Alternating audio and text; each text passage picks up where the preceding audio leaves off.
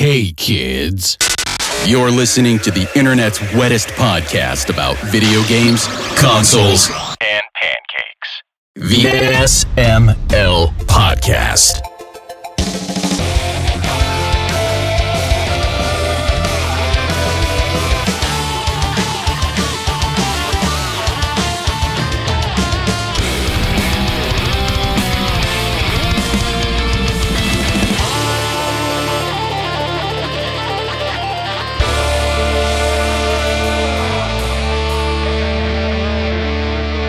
What's up, everybody? This is the SML Podcast. I am your host, Joe. Joining as usual, we've got Aki here.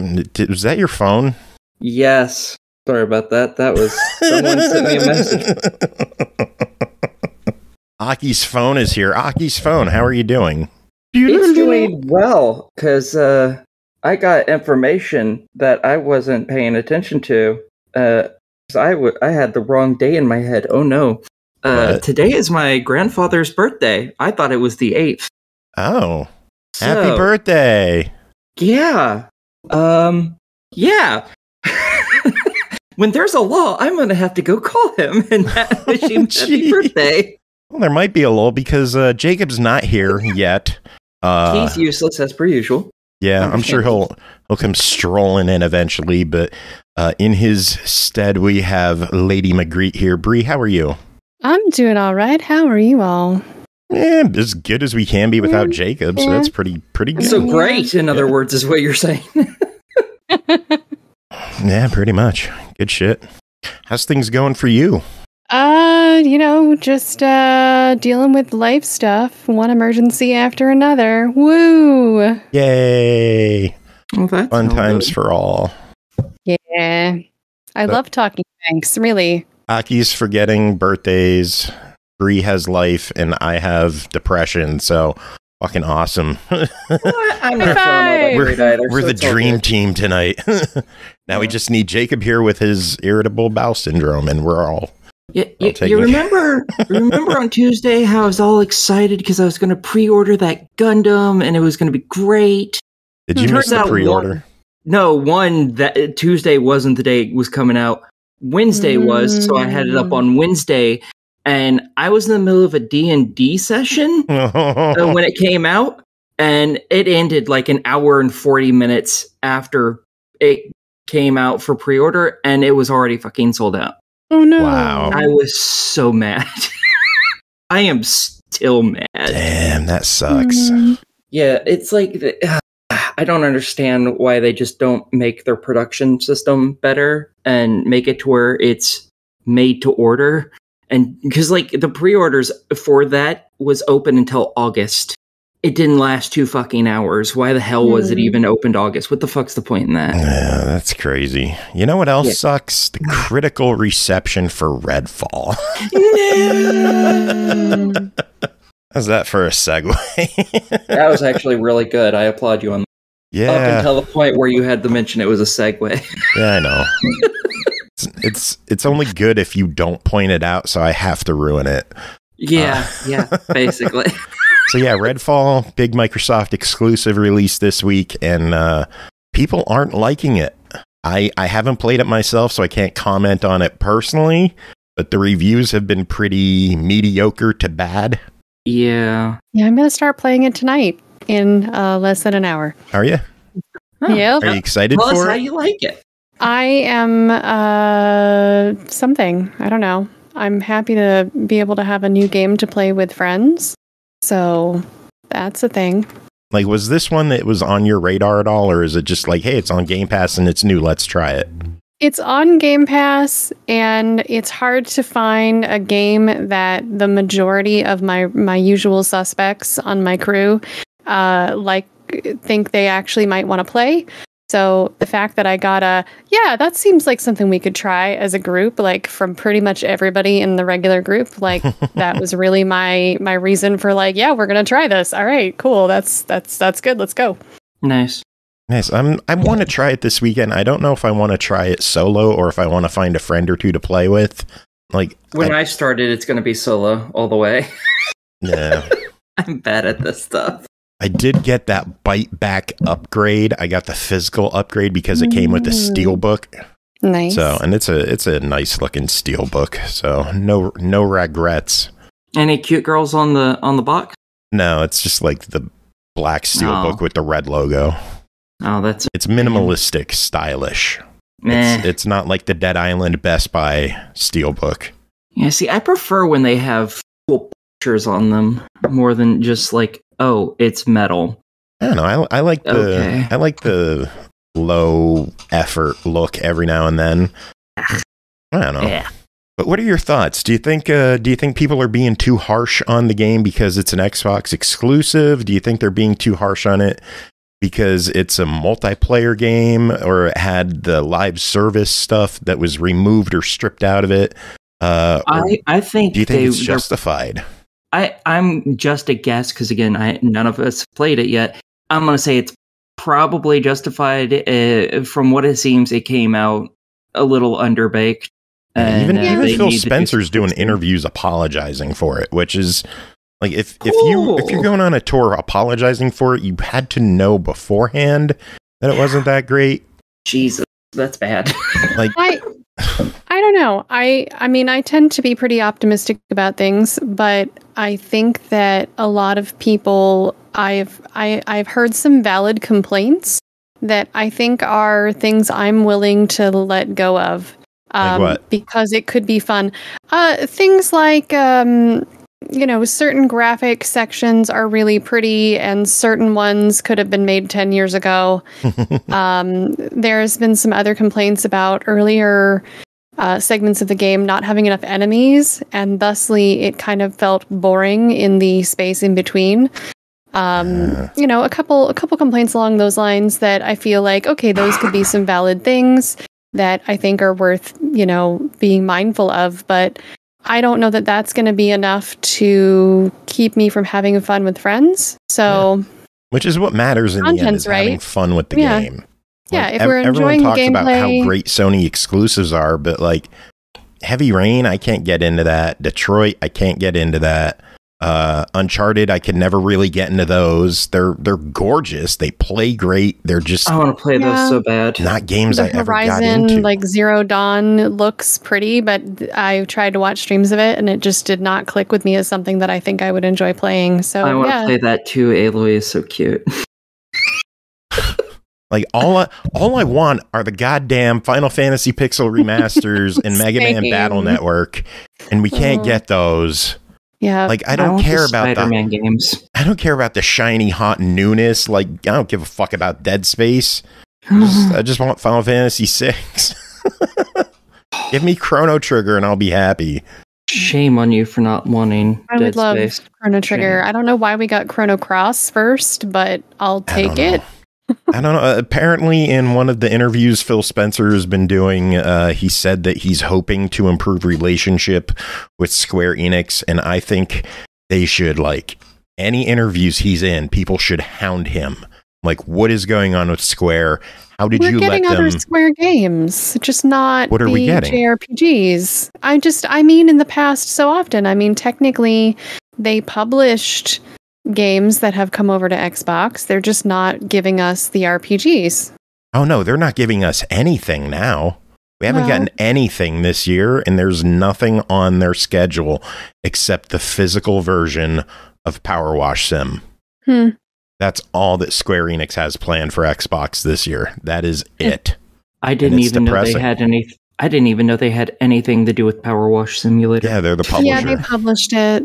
I didn't know that. Interesting. That's how they got the Tomb Raider and Final Fantasy crossovers, because I'm sure they inked them before Square let them go.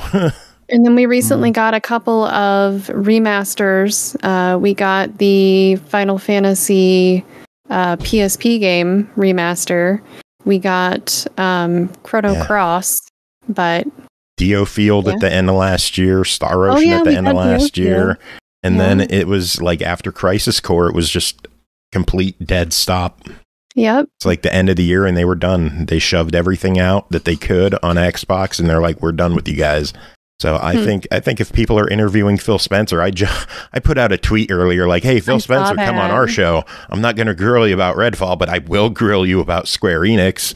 And the backward compatibility program. That shit needs to come back so bad. I would love that so much. There are still a lot of games on my 360 that I would love if I could just back combat. It's so much easier to do that. No lie, I think I have like 400 games still installed on my 360 that aren't playable on a Series or Xbox One. Yeah, I know that it's also individual licensing, and so if those companies for whatever reason just aren't willing or able to negotiate the licensing or that sort of thing, like I understand that. Like I can understand the licensed games not coming over, but there's like Cul-de-Sac Saga. Why didn't that one come over? Army of Two, the 40th day. Down. I think that was Bandai Namco. Army of Two, the 40th day. They brought over 1 and 3. Or with Risen, they brought 1 and 2, but not 3. I don't know. I think they should restart the backward compatibility program. Yeah. I think they touted original Xbox games, and there's 60 of them. Mm-hmm. That's it. There's like 1,000 Xbox games, and we got 60 of them. That's it. Oy. It could be worse. I don't know how, but I don't know. But it could. I know it could. Well, it could be mediocre as the Xbox Game Pass lineup. The first batch for May was announced, and it's only a handful of games. It's actually kind of depressing. Ravenlock is a day one launch. Sadly, I've heard people aren't too excited about that. It looks really good apparently, but its story isn't really grabbing people, sadly. We'll talk about that next week. We were talking about that one. Yeah. May 8th, Weird West Definitive Edition is hitting the Series X and S.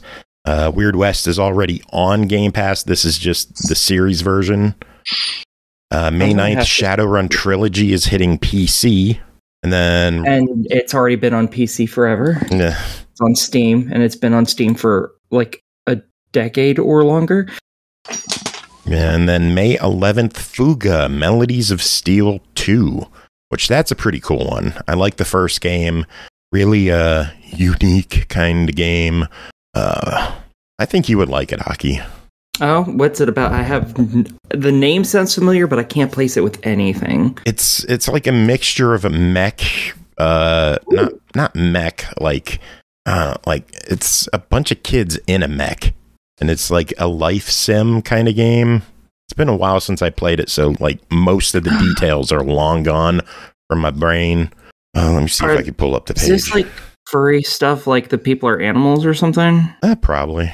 Oh yeah, I know this. Yeah, I know this game. I just found it on Steam. This is it's apparently kind of depressing. So I'm like, no. I think you should give it a go. I don't like depressing games. They make me cry. I would just like to say, when I finally hop on, the first thing I hear out of Aki's mouth is, like as everything was loading. So, and the first thing we hear from you is, like, I was just responding to her mating call. Ew. I cannot stress that enough. Ew. Oh, Jesus. Anyway, I guess a couple of technical additions is that Besiege and Quantum Break both returned to Game Pass. Cool. Yes. So that's good. But yeah, overall, that's a fairly lackluster beginning of the month. Only 4 games, one of which is already there and one which is PC only. You know what I'd like to know is what happened to the big con? It was supposed to be here at like the end of last year, beginning of this year, and then nothing. I have no clue. We were supposed to be getting that on Game Pass. Speaking of bad news with Game Pass, a bunch of games are leaving Game Pass. Before We Leave is leaving, so before that leaves, you're going to have to play it. Danganronpa 2 Goodbye Despair Anniversary Edition is leaving. Hearts of Iron for PC, Hearts of Iron 4, and Her Story for PC, Umurangi Generation Special Edition, and My Friend Pedro. All going bye-bye. I would highly recommend Umurangi Generation if anybody wants to try that. It's not a super long completion. It's got a nice little, like, subtle horror background story to it. It was a really pleasant game. Yeah, Lloyd saying, where's Maquette? Yeah, Maquette's another one. Still waiting on Guilt, too. Oh, man. I know some Catholics that can help you. Jacob, you mean I know my some family? That was weird. That was weird. That was rude. But hear her voice. Oh, what the fuck? Well, no, it was just like I loaded up the Twitch thing so I could like start earning points and eventually like redeem it for a game or some shit that I'm never gonna play. Fair. Some good news for you, Jacob. They found my testicles. No, that's never happening. Give it up. Those are in your wife's purse. I told you that forever ago. Super Mega Baseball 4 has been announced from EA and Metalhead Software. It is launching June 2nd. Yeah, buddy. I'm hopeful. Same. I hope that it's more arcadey than sim, but the fact that they're adding all these real life players kind of worries me that they're going to lean too hard into the sim. Yep. Because my prediction that EA will be releasing like a console MLB game still has yet to come to fruition. Although I did notice they are responsible for a one on mobile and stuff like that. EA now has an MLB game for mobile. So interesting. Maybe it's eventually on the way. Totally. We'll find out. High on Life has reached 7.5 million unique players. It was a fun game. Did you like it?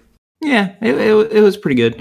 And I'm not even used to that humor because I haven't watched any of the shows or anything. So I thought it was really good. It's still in my backlog to play. Like, there's so many games I need to play so bad. Yeah, yes, there are. Also in my backlog. Like, I need to play more Resident Evil 4. Everyone does. Which version? The new one. The good one. No, I don't. They're both good. Yeah. I mean, I still have like the Xbox 360 version I bought off of you that I still have yet to play. Proud of you. Thank you. So you don't have the good version, is what you're saying? Okay. Not yet. No. Okay. You need to change that. I mean, if you want to buy it for me, no. Well, geez. I already bought you a game, motherfucker. Be happy. Suck it, bitch. Let's talk sales. Gunpla to buy. Yeah, she does. Like $400 Gunpla, right? No, I think my most expensive was like $200 and something. Nice. Yeah. That's more expensive than most of my collector's editions. Yeah. Yeah. Let's see. Mega Man Battle Network Legacy Collection has already sold over 1 million units worldwide with 0 sales on Xbox because Capcom fucked us on this one. Yep. Sounds about right. Final Fantasy Pixel Remaster is up to 2 million units sold on mobile, then PC, then Switch and PS4. 6 games, 2 million. Not impressed, honestly. I thought they would do better. It's a shame they don't have it in other places so they could sell more units of it. Yeah. I mean, it's almost as though when you cut out Xbox, the people who are starving for those fucking games, you cut off a lot of your sales. It's a big shocker. I mean, let's be honest. They weren't going to be massive sales, but there were going to be some sales. Like, Capcom apparently didn't want to pay the $5,000 license to put Mega Man Battle Network on Xbox. They didn't think they could make $5,000 back. They had some hookers and blow to pick up. Isn't that depressing, though, that's how much faith some developers and publishers have in Xbox now? I mean, it costs more than $5,000 though. Yeah, but they didn't want to pay for the that's what stopped them. They hit that point and they're like, fuck it, never mind. That just hurts my feelings. To me, that's not even a lack of faith in Xbox. That should be counted as a lack in faith of one's own ability to sell one's fucking product. Well, apparently blew their expectations with the 1 million units sold, so hopefully we get it on Xbox. Hopefully they realize that, maybe more people want to buy this. Maybe people like Mega Man. Or they'll just be like, Street Fighter 6, yeah, esports. God. Chia hit 1 million players since launch. Sweet. 0 on Xbox. Yeah. Maybe in the future. That one I think has a good shot of showing up. Yeah, I'm pretty... Didn't we talk to somebody? Yeah, Jenny. We did. Yeah, and didn't they state that was a possibility? No, they said they can't comment on it. Yes. In other words, it's a possibility. It's fine. I'm the one who said it's a possibility based on Sifu showing up and based on, it could happen. We'll see. I'm hopeful. I think it'll happen. More PlayStation stuff. Not Miles Morales. Marvel Spider-Man Remastered will finally release as a separate purchase on the PlayStation Store after being tied to Miles Morales Ultimate Edition since launch. It will be $49.99. I would just get it with the Miles Morales one because seriously. You're gonna like both of them. What the hell's the point in just getting one? Yeah, just get the Miles Morales Ultimate Edition. Yeah, I think it's only a $20 upcharge getting the Ultimate Edition. So yeah. If my PC could handle it, and it will in the future, soon in the future, I'd get it, and I'd be very happy with that. If you went like 3 months without buying Gunpla, you could probably get a new PC. Probably 4 months, but yes. Please let me know when you get the new computer. Oh, I will, because I legitimately have to buy one before the end of the year. Yeah, because my computer, Steam. Yeah, but my computer couldn't upgrade to Windows 10 and run for shit, so I'm stuck on Windows 7. So at the first of next year, Steam isn't letting people open Steam on Windows 7. So it's like, oh no. Yeah, so I have to get one this year. I don't have a choice in that matter. So, yeah. Yikes. I have to Steam is completely blocking out Windows 7 and 8. Yeah, it sucks. It would just be funnier if they were just like, yo, fuck Aki. It's specifically Aki's computer. We're just going to tell everyone at this point, it very well might be just my computer. In our other Discord channel, we have Pernell, Chris, and Chris's girlfriend all playing Dokapon Kingdom online.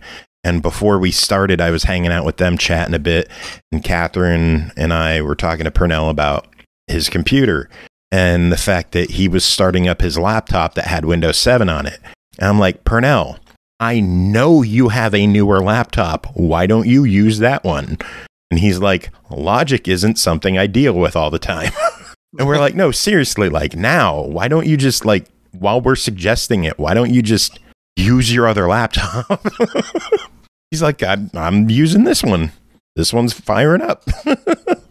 I don't get it, but he wants to use his Windows 7, so you're not alone, Hockey. Oh, I'm shocked. Yeah. I had to do some serious convincing to get the other human to upgrade to Windows 10 from 7. It was a lot, but it's good to know that if I had somehow not succeeded like a year ago, that I would have been able to explain to him in small words he would understand. Steam no worky. Must. Yeah, that's what it took for me to do it, because I was like, I want to play my library of over 3,000 games. I need this. Mm-hmm. I didn't buy them to sit there like they've been doing for the most. I was about to say bullshit. Yes, you did. I did. I really did. I've bought games that I know my computer couldn't run because I wanted them and they were on sale. I have a problem. You do. I've got Xbox games that I'm just like, I'll play this when I retire. Like what? Captain America on the 360. I'll get to it eventually. I watched someone stream that game. That didn't look half bad, honestly. It's actually pretty decent. I'm like a third of the way through it, and I'll get to it one of these fucking days. I was going to say, I remember those Sega Marvel games being like, Like, they weren't bad. Like, they weren't great, but they weren't bad either. Like, I remember Iron Man was... I actually had a decent time with it. Yeah, the Hulk Man was decent. Did you just say Hulk Man? I may have. The Hulk 1 was decent. I love Batman Man. The Hulkman. Hulkman, Superman green Man's smashy. best. He's green smashy, right? Green smashy, the Very. person thrower. Yes. Yes. I like that. That is the best explanation. Speaking of Marvel, Midnight Suns is hitting Xbox One and PS4 next week on the 11th. Cool. Switch version canceled. That doesn't shock me. Yeah. I've only heard good things about that game, so that's The only bad things I've heard about it are the sales figures. Like, I hear it's a great game. It just hasn't sold worth shit. that doesn't super shock me just based on the gameplay that it has. Yeah. That a lot of people like. I would love the game if it didn't have that gameplay. I am not interested in the game specifically because I don't like that type of game. No. It's a shame. Another game that's hitting PS4 and Xbox One this week is Hogwarts Legacy. Oh boy. Cool. Yeah.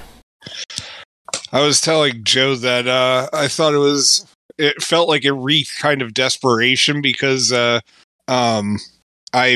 collect baseball cards through Topps Bunt app. Nerd. And yeah, oh yeah, okay. Anyway, so like they have this option where you can get free cards or currency by watching ads, and all like literally today ads for Hogwarts Legacy on PlayStation have popped up. And normally this is an area that's reserved for like little shitty mobile game ads, and I'm just like, how far low, like, are you expecting your sales to be that this is where you're going to advertise? Like, what made you think that, like, a bunch of, like, baseball nerds is going to be this untapped market who are like, yeah, I definitely want to play Hogwarts Legacy, instead of throwing all my money at digital baseball cards that I can't touch? I don't know. But How much have you spent on that game? what? The Topps stuff. What? Bunt? Yeah. I mean, there's like a quote unquote like season pass thing, which gets you better cards. That's $10, and there was a guy up on eBay that I bought 100 old Marlins cards off of for $10. Like, so I think like $20 total. But yeah, it's honestly like, as long as you put time into the app and like you're just willing to do like lots of trading, you can honestly build up a pretty sizable collection without much effort. So, and money, I should say. Nope, still don't care. I tried. Yeah, I know. I honestly, I focus on like Miami Marlins, and that's pretty much it. Because they're my favorite team. So boring. Anyway, I also do the top Star Wars app as well. I feel like I should play the Sports Ball Shenanigans theme. I hate you. Hey, when you get to Cornhole, you're going to hear that intro. That's true. Last bit of news I have is that Dredge is getting some updates over the year. The first update is adding map markers to the game, and upcoming updates will include a photo mode and a pacifist mode for the people who want to play the game with the fishing but don't want to worry about the monsters. Nice. Very nice. I approve of that. Yeah. So that's the news I got. Aki, you got anything? No, not this time. Sorry. Bree, any news? I wasn't prepared for this show. It's okay. No one is. None of us are. Yeah. You were more prepared for it than Jacob was. You were. I went off on time for a show I wasn't supposed to be on. Woo! Exactly. I'm not even supposed to be here today. Oh, man. Jacob, any news?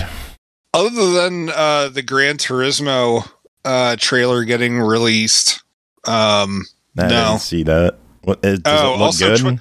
I don't know. I haven't watched it yet either. And also, the Twisted Metal trailer got released, and people are not. I know people are not enthusiastic about the Twisted Metal Joe. So. I want to see it just because Samoa Joe's in it, and I love Samoa Joe. He's the body for Sweet Tooth. I really wish I could have just gotten a new game. Yeah, but it'd only be on PlayStation. That sucks. Yeah, because they own that franchise. That sucks. Yeah. How about a new Vigilante 8? Let's get a new one of those. I don't know if I ever even played it. I don't even know what the fuck that is. I think they have a remastered version on Xbox One. I want to say, or at least on 360 they did. I don't remember. Walmart Plus? What? There's a what? Timber, there's a Walmart Plus perk on Game Pass. Okay, I'm gonna load up my perks. See what kind of new shit's on there. Now. Isn't Walmart Plus like their online ordering system or some shit? Yeah, it is. Oh, I'm glad you guys knew what that was, because I had no fucking clue. I don't shop at Walmart very often. 75 day free trial for Walmart Plus. Really? That is hilarious. I'll take it. I don't want to drive to Walmart. Where is this being offered? Game Pass perks on Xbox. Oh, okay. Do you not know about Game Pass perks? No, I do. I mean, that's how I get like codes for Halo stuff that I'm never going to use because I don't play multiplayer. Oh, if I ever play Phantasy Star Online 3. Oh my gosh. You're all in trouble. New Genesis. I'm getting so many things sent to my mailbox. So many things. So many. And if anyone has unused Gems of War codes, you can send them my way. What do we get for it? My thanks. Hatred from Carnage for not giving them to him. Carnage doesn't need them. I think I'm just going to start playing sides. So, Carnage, if you want to offer me things for my codes, I'm willing to hear. I think they changed how they do. Better not be Solitaire 3D codes either. I think there's only one of those left, which is funny because now it's like, oh, now it could actually be a prize. Shit, I forget what I was going to say because you distracted me. I know, my ravishing good looks do that often. Yeah, what are you going to do? Well, I want to vomit in my mouth now, thank you. That's my kink. All right, should we get to reviews? You can do that, but first, I'm going to say bye. Yeah. Oh. Figured you would duck out right now. I know you got your own stream to take care of. You're going to play some Redfall. I'm going to go play some Redfall, and I will catch up with what happened in the show after. Cool beans. You have yourself a wonderful night, and thanks for coming by and hanging out and covering for Jacob. Yeah, no problem. For those 11 minutes, thank you. Bye, Bree. Those were 11 wonderful minutes. Really the best of the show. It was. During the entire history. And then you showed up and just shat all over everything. Have a good one, Bree. Bye. First game to talk about tonight is Mega Man Battle Network Legacy Collection, developed and published by Capcom, released April 14th on Switch, PS4, and PC. Volume 1 and Volume 2 are $39.99 each, or $59.99 for the complete collection. The Battle Network is back. Get ready to jack into the net to face off against deadly enemy programs in electrifying grid-based battles, and search the net for rare and powerful battle chips to build the ultimate deck of special moves. We're going to break this up into two parts because the collection's broken up into two parts. Part 1, Volume 1 includes what? Mega Man Battle Network 1, 2, 3 blue, and 3 white. Correct. Tell us about the first collection. So, pretty much Battle Network was this offshoot of the Mega Man series. Like, it has nothing to do with any of the other series, unless they retconned that somehow, and I wasn't aware. But it was the first one that, it had nothing to do with the other previous entries. And how it works is that, there's an actual plot to this game. And it takes on more of an RPG aspect. I guess it's a top-down isometric RPG. Yep. And so pretty much what it is that there's this kid named Lan, and there's going to be a ton of computer and internet-based puns throughout this because, it's early 2000s, and so everything has to have this kind of stuff. But you control this school kid named Lan who has kind of like a online avatar. It's not like an avatar, but it's this little computer program thing called a pet. I'm getting there. I'm getting there slowly. Trying to usher you along. Thank you. Named megaman.exe. And Lan is at first learning how to use the character, and you've got the school teacher who runs you through how everything works, gives you simulation battles. But pretty much what it is that you control Lan moving through his neighborhood, and sometimes you have to help people do little tasks. Other times it's go from point A to point B.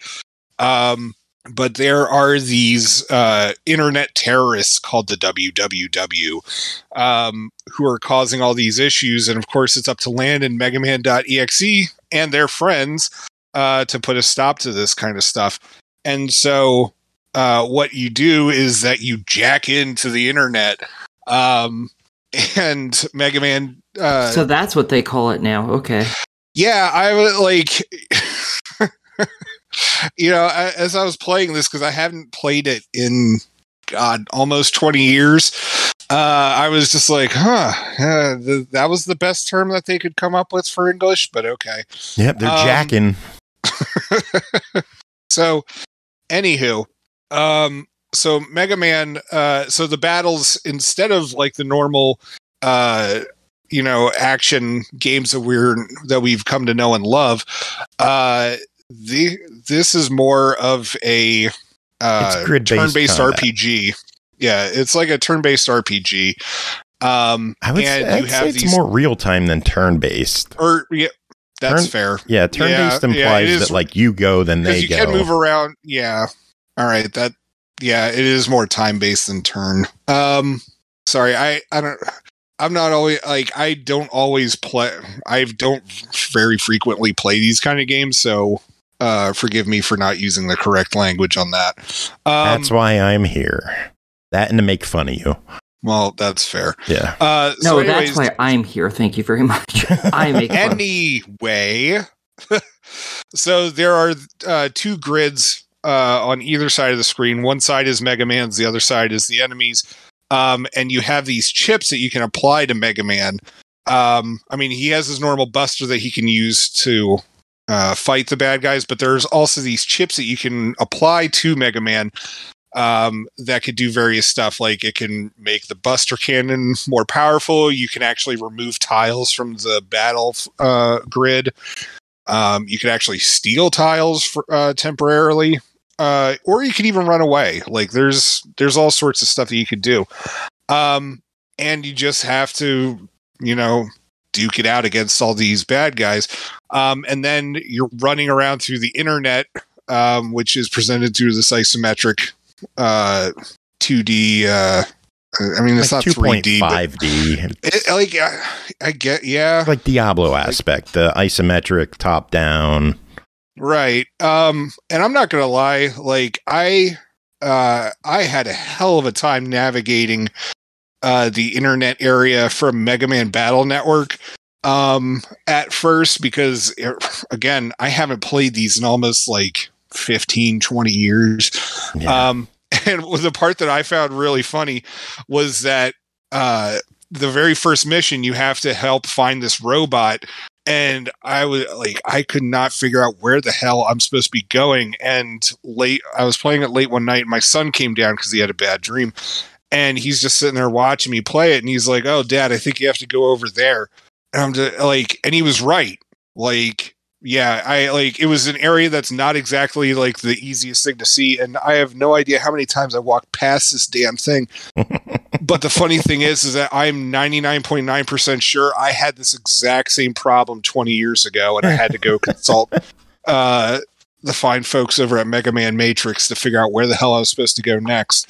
So good to know that 20 years later, I'm still having an issue navigating this damn game.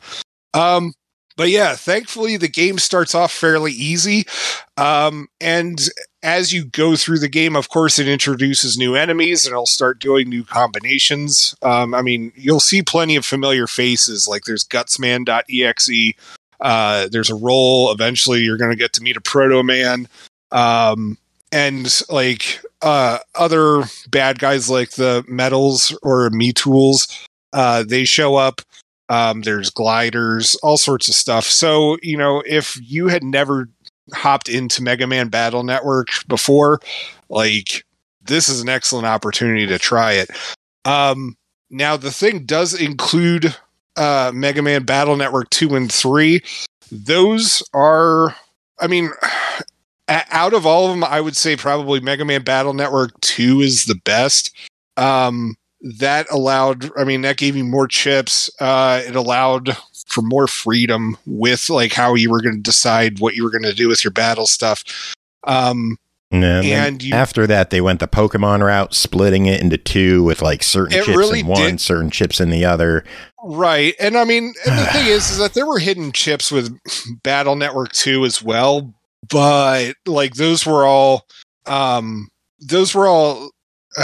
achievement based. And also one was kind of like a tag team with a Konami title. I forget what the heck it was called. Boktai. But what's up? Boktai. I think so. You have to. Anyway, but, it doesn't matter. but anyways, but then after or with Mega Man Battle Network 3, it did start going that Pokemon route. And it's just the series starts declining at that point, but like they're still solid titles. But yeah, so honestly, the collection, I was having a huge dumbass grin across my face the whole entire time. Like I felt like I was in high school. Like these things are a blast to play. They're fun. I don't know if I'd say that they're wholesome, but I mean, it's like I never once had to worry about like what my kids were seeing on the screen. They were interested while I was playing it and they wanted to play it too. And it's just, the game does take time to hold your hand with it. And I do appreciate that. And there also is like an advanced buster version where if like, you don't want to have to do all the grinding and stuff like that. Your buster's automatically way more powerful at the start. So you can just get through all those battles. Cause I'm not going to lie, those gliders suck. I always hated them. But yeah, it's just, I'm having a ton of fun with it. And I'm really glad that we got to check this out. This is the point where we would normally ask for a verdict, but because we're splitting this up into two, we're going to wait until next week to give a final verdict on this. Because you have a whole other collection to play. You spent this week playing Volume 1. Right. Now you got to fire up Volume 2 and fire up the other 6 games. Well, technically there's only 3, but 3. Yeah. I wish they would have done what they did with Battle Network 5 on the DS, where they combined them into one game. I never got to play Battle Network 5. I only got up to the Game Boy Advance titles. Yeah, well, 5 and 6 are still Game Boy Advance, but they re-released 5 on the DS with both games on one cart, pretty much, with all the content in one game. It got a special release, yeah. Cool. I wish that would have been on there. But I'm not gonna lie, because wasn't there also a GameCube game for Network Transmission? It wasn't. It was more of a side-scrolling action game. It wasn't like these. Yeah. Some people are hoping it might show up as DLC. Who knows? I'm still hoping these games show up on Xbox, but we'll talk about more. We'll talk about that more next week when we give our final thoughts and final verdict on things. For now, is this something people should keep their eye on for the next week? Oh, yeah. Or should absolutely. Right. I mean, you could probably already guess how I'm feeling towards it. Yeah, but we got to stretch this out. There's a lot of games here. We gotta stretch this out into 2 parts. Well, it's only fair. Of course. It's only fair. So no answers. No answers. Next game to talk about is the last. Buy it. Damn you. Then the last case. Oh, God. Yeah. I'm taking a drink. Fuck you guys. I mean, if it makes you feel better, I keep calling it the curious case of Benjamin Button. So,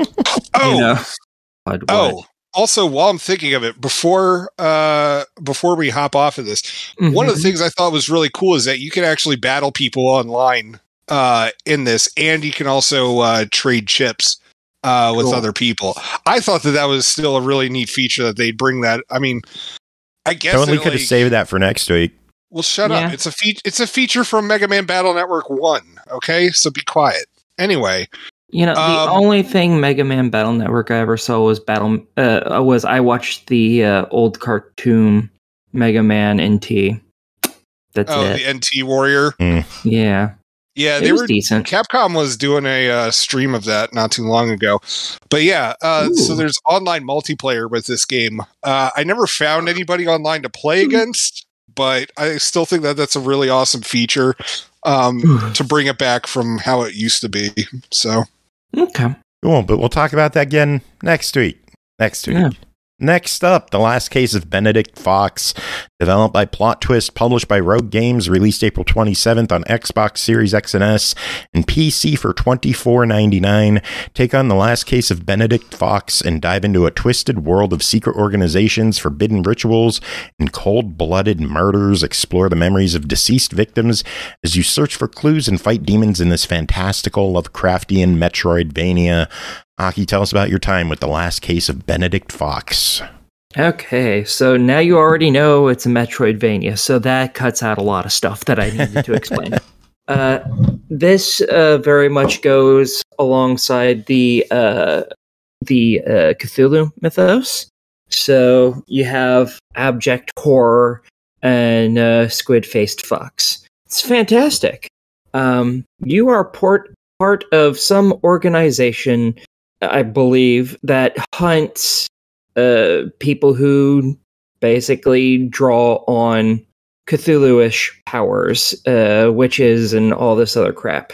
And you somehow accidentally got yourself a slimy-faced fuck friend who is attached to you now. So now you're also on the run from the organization that you work for. Because nothing can ever be simple in a video game. And you've decided you're going to find out about your family. Because I don't know. They haven't explained that part yet. But you're finding your family. So you find your dad's place of living. And you go and visit. Only to find, oh no, there's a fucking corpse. Well, shit. And then you decide, hey, I'm going to go into his mind and see his last memories, and it is a hellscape, and it's fantastic. You have beasties you have to defeat, and you absorb some of what they are, and can use that stuff for upgrades later on, and otherwise you're just trying to not die like a schmuck. And yeah, this becomes a really big murder mystery plot, basically. You're trying to find out about, what happened in your father's life, what happened in supposedly your mother's life. Stepmother, I don't know exactly who she is to you yet because I haven't finished the game.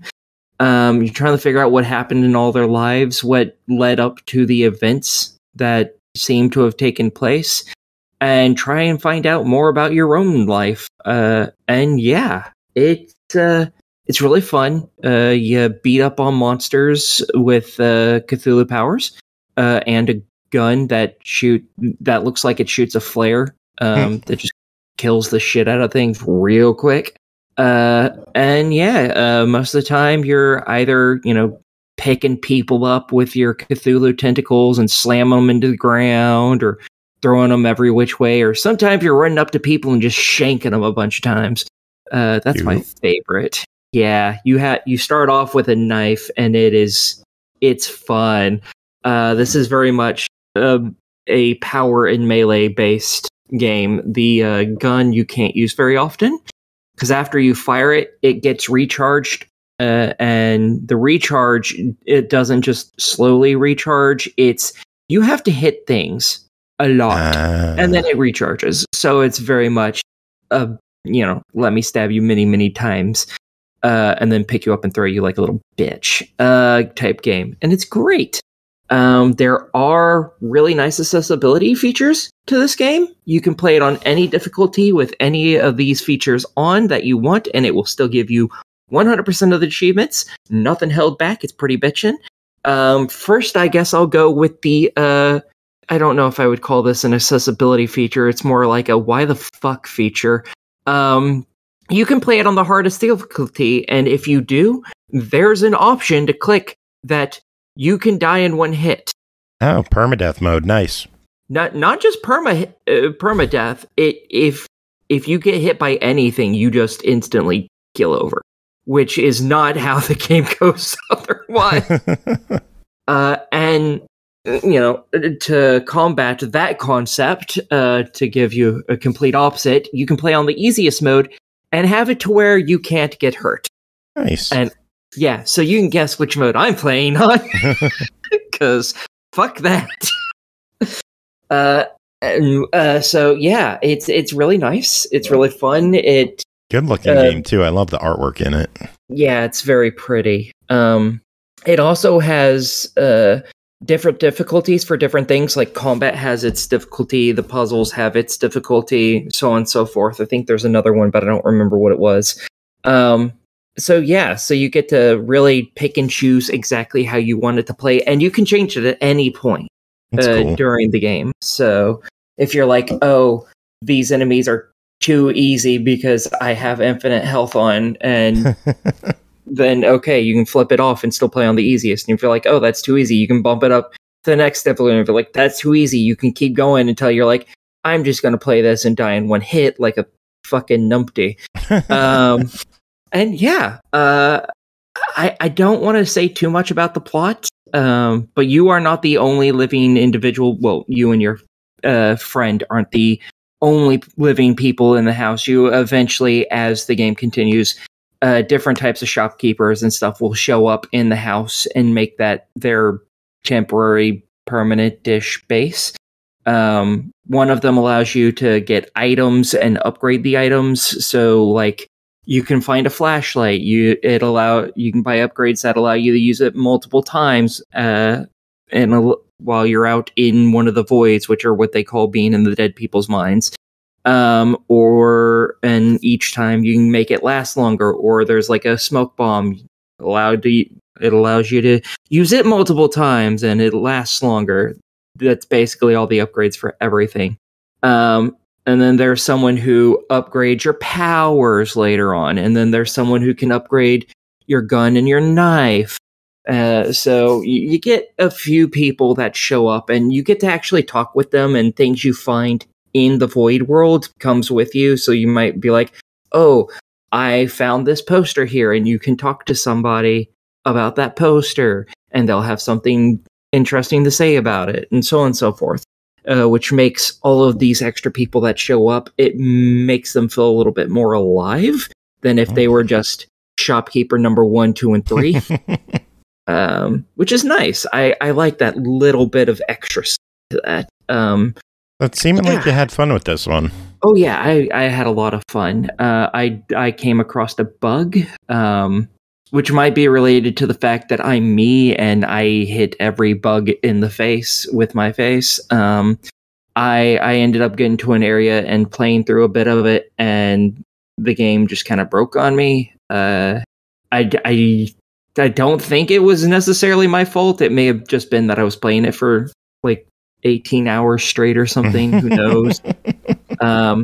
I've also gotten into places I'm 100% sure that I wasn't supposed to be able to get into, because your little Cthulhu friend allows you to do a lot of traversal things that you can upgrade. Like at the start, all you have is a jump ability where you can jump your normal human jump, and you can just hopefully jump onto a ledge and pull yourself up. But eventually you get upgrades where you can throw throw your friend's tentacle out after you jump, so he can grab onto something that's higher up and pull you up towards it. Eventually you get the ability to do that multiple times, so on and so forth. So it really gives you the ability to fucking move around, which is obviously necessary. It's a Metroidvania game. But I've used that to get into places that I'm like 99% sure I wasn't supposed to be in yet. Nice. It's great. Break the game, folks. It's fun. Well, if they want to break it, it is available for $24.99. It is also part of Xbox Game Pass. What are your thoughts on it? I am totally for it. I think it's a steal at that price. This is a fantastic game. Cool. All right, next up, Skinny and Franko, Fists of Violence, developed by Blue Sunset Games and Console Labs, published by Console Labs, released April 28th on Xbox Series X and S, PS5, Switch, and PC for $19.99. Brutal next chapter of Amiga's legendary beat-em-up, Franko the Crazy Revenge, is here. It's time to clean the streets of shit. The iconic game finally gets a sequel it deserves. Are you ready? They are coming. Jacob, did you clean the streets of shit?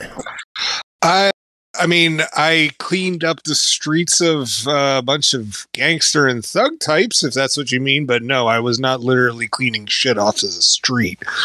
I am now disappointed. I'm sorry. Yeah. That it turns out that this is a beat 'em up and not a janitorial simulator. So Skinny and Franko is a 2D beat 'em up game, very much taking notes from like Streets of Rage and Final Fight, but then adding some, I would say, Eastern European influences in there, not only with the dialogue and the characters that you're going to run into, but also it adds in a lot of blood and gore to this series that you just didn't find in those other titles for it. And I'm not going to lie, it does make the game stand out. It has a very unique art style to it. And pretty much the game actually opens up with a warning saying, like, hey, this is, we fully admit, like, there are some things that are a little problematic with what's being in, like, what's in this game in terms of plot and some of the characters and stuff like that. We're really not just picking on anybody. It's just like, this is all for fun, all that kind of stuff. And so I was like, oh God, what does this mean? And it really just, it just feels like a crass 1980s B action movie. Again, in terms of dialogue and situations. I wouldn't say it was a B action movie. I'd go closer to D. I wasn't really digging this one. I thought the controls felt clunky. I'm getting there. All right. Like, even the visuals, I saw the visual, like they describe it as hand-drawn and animated characters in a unique own style. And then the unique graphical setting being a combination of realistic world and satire create a specific atmosphere that you will find only here. Sure. I mean, I don't know. I felt it was different from a lot that I've played, but I will get into the graphical issues in a bit. So the game doesn't really start you off with a tutorial. You have to go through the menu for it. And unfortunately, it is a pain in the butt to get through.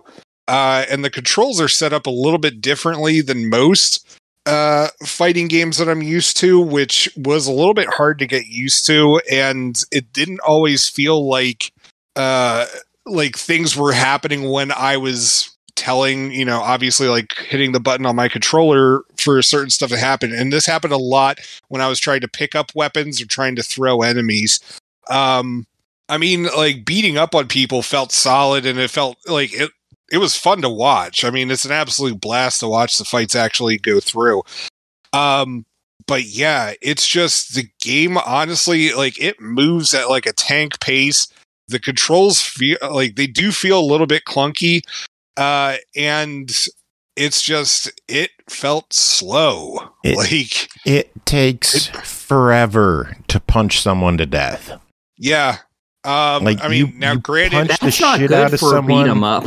Yeah, you punch the shit out of someone, you knock them down with like a 12-hit combo, and you took away like a third of their life.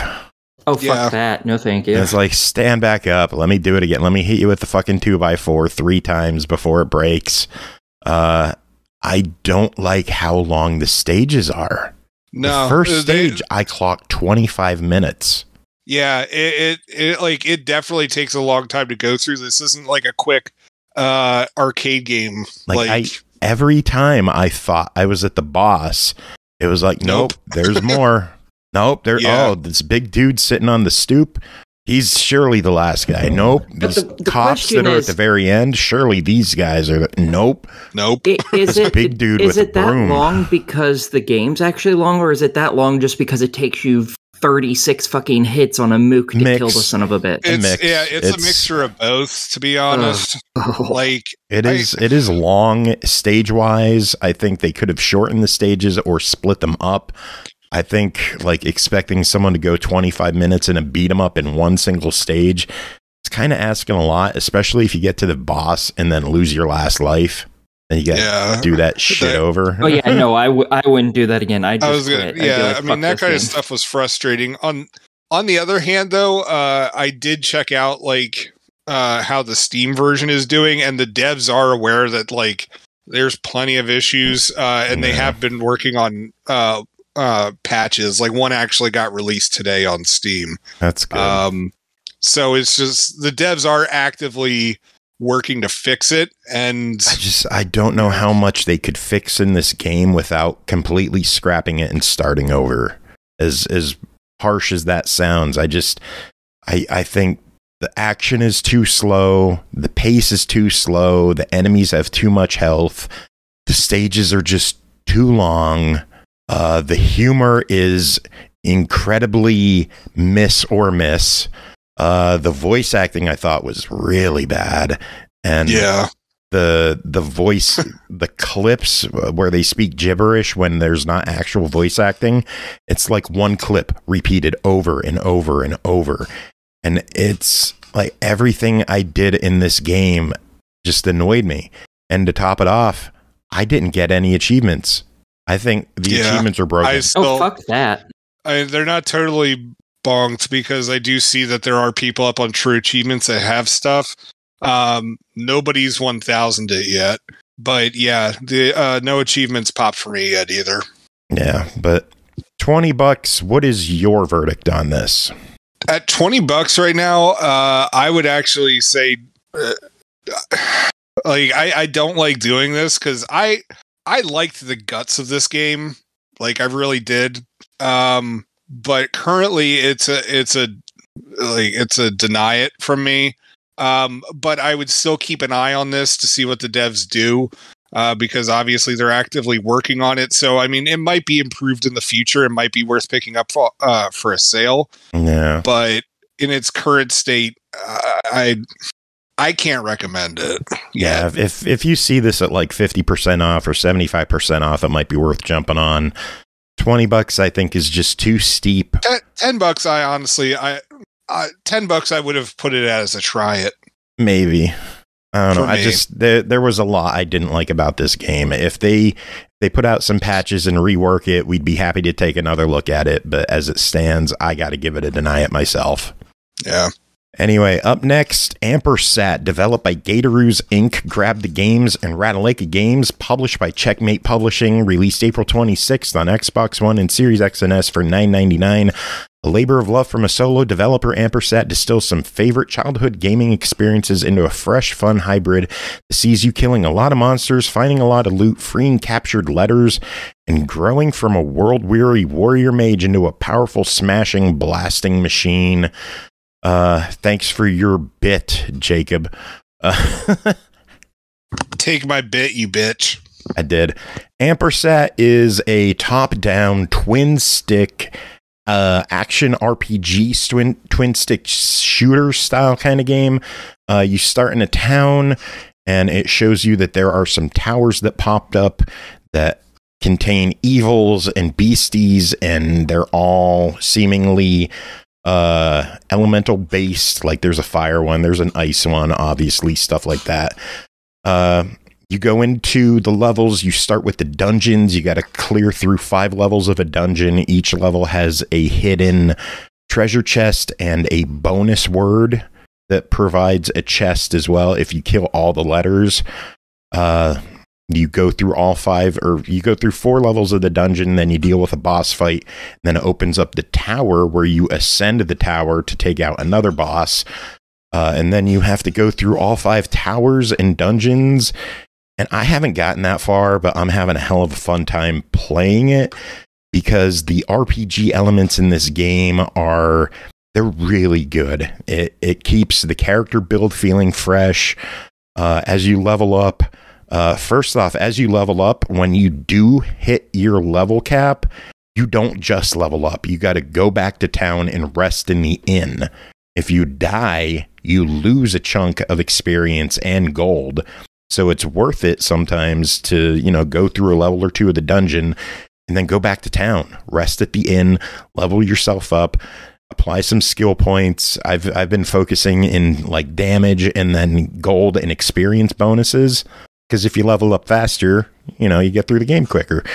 There is the town. They have various statues that you could upgrade. I have no clue what the statues do so far. I'm working on it. I'm going to figure it out. You can upgrade the inn. There's an armor shop, a weapon shop. The cool thing with items and weapons in this game, and some people could think it's cool, some people could think it sucks, is everything in this game, the letters have been stolen. So you don't know what the fuck you're buying. Not until later in the game where you've saved a bunch of letters and they've been restored to the item descriptions and titles and communication from the people that you talk to in town. Like when you start up, the people in town are just 3 dashes. That's it. Just dash, dash, dash, and they walk around.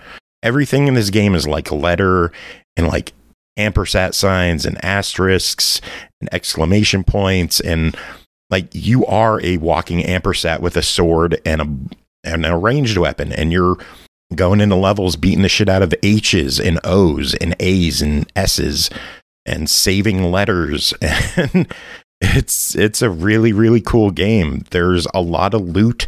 I wish there was more loot. For a game that touts finding a lot of loot, I find myself wanting to find more.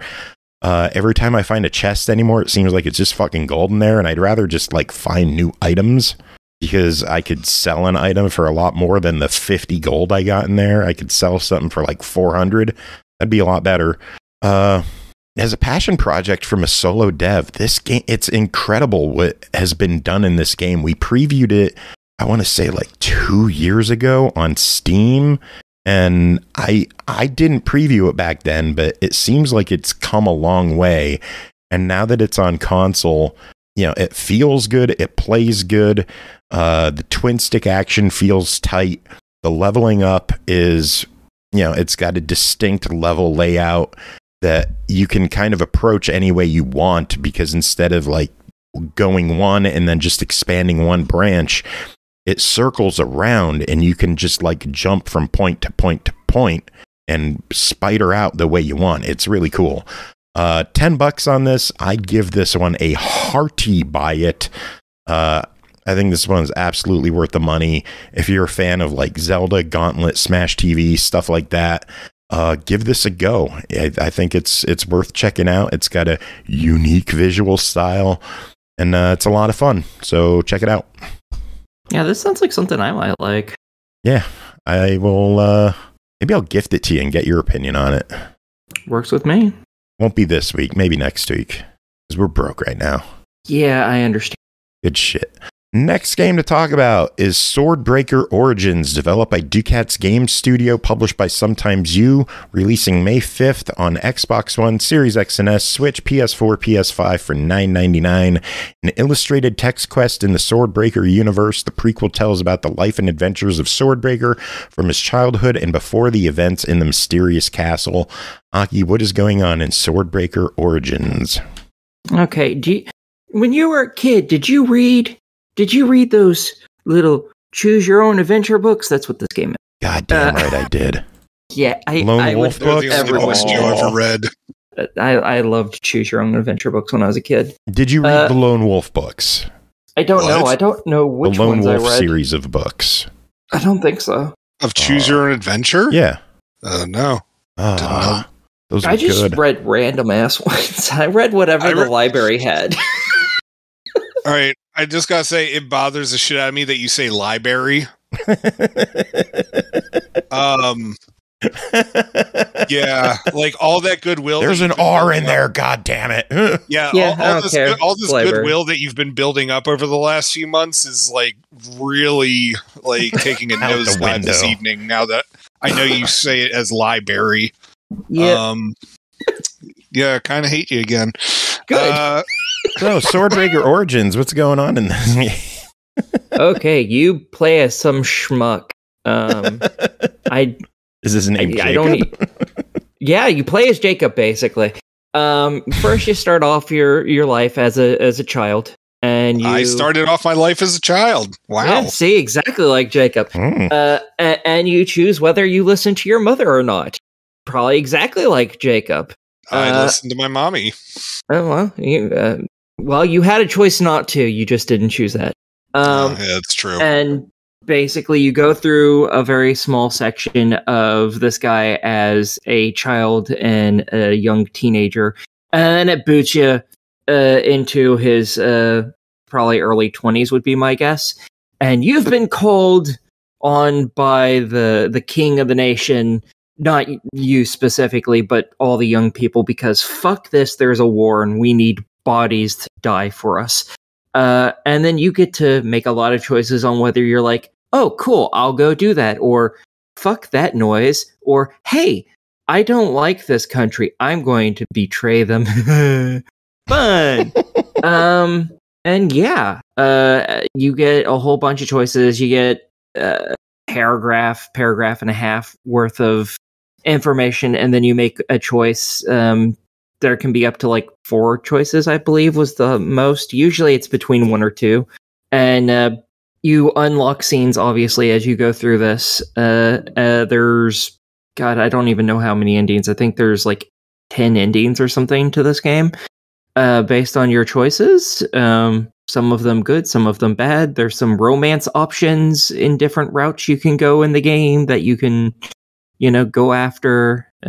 All very attractive women, so that's great. That's a good plus. I didn't mac on any of them, sadly, because I wanted a hero.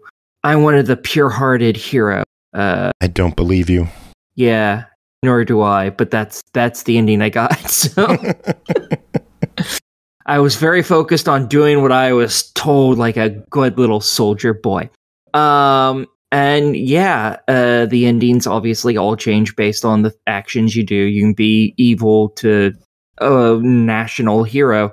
And yeah, the game probably takes a few hours each playthrough, probably. There's 600 and something scenes in total that you can unlock. Wow. It does not have a map tree, which really sucks. I like when games this long have a map tree. That way you can be like, oh, this might be where I'm missing something. I need to get to this, and it makes these choices to get there. Okay, and then I just don't choose this, and I'll have the new scene. Sadly, it doesn't have that, which bums me out. In my first playthrough, I unlocked like 63 scenes, I think, so about 1/10 of the scenes. The problem being is lots of those scenes are going to be repeated because they're the first ones. So it's like, oh, every playthrough after this might be like 20 to 40 scenes. Oh, this is going to take so many playthroughs. And it's not just that you get different endings. There's also some force quit endings where you eat a dick and die. So yeah, that's fun. Literally? Too. Possibly. I don't know. There might be. I don't know. And this game has a whole lot of references to other materials. Like in one of the scenes, my character went to a bar and was like, I don't have any money, but I want to stay here. And the bartender was like, you can do a job for me. And I was like, sure, fuck it, why not? And no, he wasn't being like a bathroom bitch or anything. He went and he had to tell some unruly patrons to fuck off.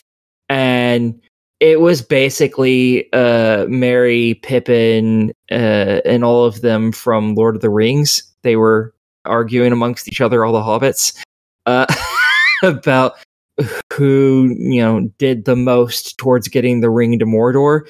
They didn't use all the words and stuff because obviously they couldn't, but it was very clear who they were immediately. And like another part, there was basically a fucking transformer in it. So it's like it has a lot of references to other pop culture stuff, which was, for better or worse, it exists. I thought they were funny. But that's all up to personal opinion. And yeah, it's a pretty simple, straightforward game. You read some shit, you pick an answer, you read some more shit, you pick the next answer. And you do this like 20 or 30 times, and there you go. Now you're something or dead, whichever. Nice. There's not a lot to talk about here. Graphically, it's kind of looking. It's okay. It's not amazing. I didn't find any writing errors in it, which is nice. The story is okay. It's nothing that's going to win any awards or anything, but it's serviceable. And yeah, that's about all I have to say. Cool. Well, it's $10. What are your thoughts? With $10, you're going to get if you actually like this and you're like, oh, I want to play this and get everything, it's going to take you a hell of a lot more than 10 fucking hours to do. I can tell you that right now. I don't care how fast you read. It's going to take you so much longer than 10 hours. If you're not really into visual novels, this really isn't going to change your fucking mind. But if you like visual novels and you're like, hey, medieval thing, sure, cool, then this is totally for you. And I think that's a decent price for it. Now, here's the question. For achievement hunters, is this worth double dipping and getting the stack for Xbox One and Series, or PS4, PS5, or should they just get one? Personally, I would suggest just getting one, because I don't know if I'm even going to complete this on the Xbox, because there's just so much. I really hope there isn't an achievement for seeing all the scenes, or else I'm fucked, because I don't know how I'll ever get that. But I know there's one for like every ending, for getting every romance, for seeing and certain scenes and stuff. But there's no telling where the fuck those scenes are, so it's not going to be a particularly quick one. Not until the achievement guide comes out. Exactly. I can't wait for that. I am so stoked for that. If you do buy it for the achievement stack, keep in mind this is a sometimes you game. So if you buy the Xbox One or the PS4 version at full price, you get a 50% discount on the Series or PS5 version. But it does not work the other way around. So get the last gen first and then the new gen if you want to get the stacks. All right. Sounds like good fun. talk. I had nothing to say to any of that shit, so it's like, okay. Next up, Mothmen 1966, developed by LCB Game Studio, published by Chorus Worldwide Games, released July 14th of last year on Xbox One, Series X and S, Switch, PS4, PS5, and PC for $8.99. Mothmen 1966 is a pixel pulp, a visual novel fusing exceptional writing and stunning illustration inspired by the mid-20th century pulp fiction and 80s home computer graphics set amongst the strange occurrences of the Leonid meteor shower of 1966. Jacob, what is going on in Mothmen 1966? That's a really good fucking question, because this plot goes off the rails pretty damn quick.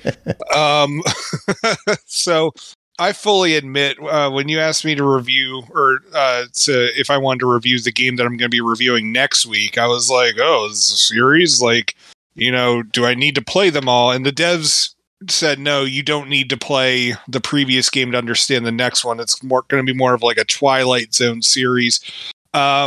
But we're making you play them in order anyway. Yeah, I know. And, thank you, devs, for still providing the key for this.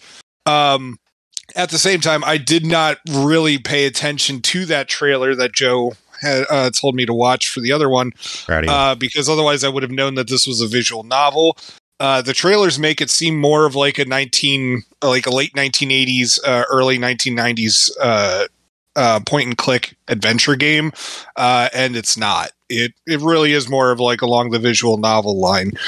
And so what it is that it has those old beautiful retro graphics, and you can play as three different characters. You could play as this guy who's kind of like a young jock. He's a history major. You could play as his girlfriend, who is also a history major, but she's also carrying a secret.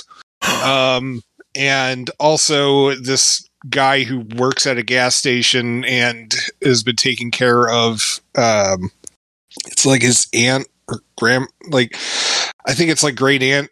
I don't know. I was above the influence when I played this game. But anyway, so you play it through different perspectives through each chapter, and it starts off with just some weird stuff happening at this kind of like gas station, and then our young couple pulls up, and this writer guy who hangs around town and also just apparently hangs out at a gas station because he's got nothing else to do on this particular evening, although he's really looking for the meteor shower. So they, all these people meet and things get progressively weirder, and we start seeing, we initially only see the Mothmen, but then we find out that there are other types of these cryptid characters milling about, and it seems like they're all attracted to this meteor shower. And the writer guy has these theories about what it means, and I'm not going to spoil it because this is a pretty interesting game, and I would have said unique, except I know here on it we kind of say it in a joking manner most of the time. But for me, this actually was a pretty unique experience with that, and I really liked how there were during some of the chapters they broke up the gameplay so it wasn't just you making certain decisions. There was one time where you had to actually solve this puzzle to make this gun work. There was another time where the Mothmen are coming towards you and you have to decide what order you're going to defeat everybody. And there are you're going to see the game over screen a lot during this, and thankfully the game just resets you before you died, and so you could just if this didn't work, you just need to figure out what order you actually have to do certain stuff in. And yeah, it was a pretty relaxing experience, and relaxing and engrossing, I should say. I really enjoyed this title. And honestly, my only complaint about it is that after you're done, there's no skip back to a certain chapter to replay something. You just have to go through the whole story again. And of course you can make different decisions and stuff like that. But there was one of the mini game puzzle things that I made a mistake during because I thought it was just going to do one thing and it just ends it, period. And it caused me to end up missing out on an achievement, possibly messing with the story as well. And it's just, I would have liked to just go back to that one particular part instead of having to replay it over again. But at the same time, I don't mind sitting through all this again. So yeah, I had a blast with it. Cool. Well, it is $9. What do you think? That's an absolute steal, especially for cheap ass Jacob. Honestly, I would have been cool with 15 for this. Shut up. Don't give him ideas. But yeah, $10, totally go for it. And I'm looking forward to playing the next title for next week. Sweet. And we will update you on that one next week with Mega Man, which you're not supposed to talk about anymore.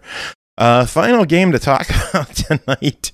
Going to After Dark territory. George, take it away.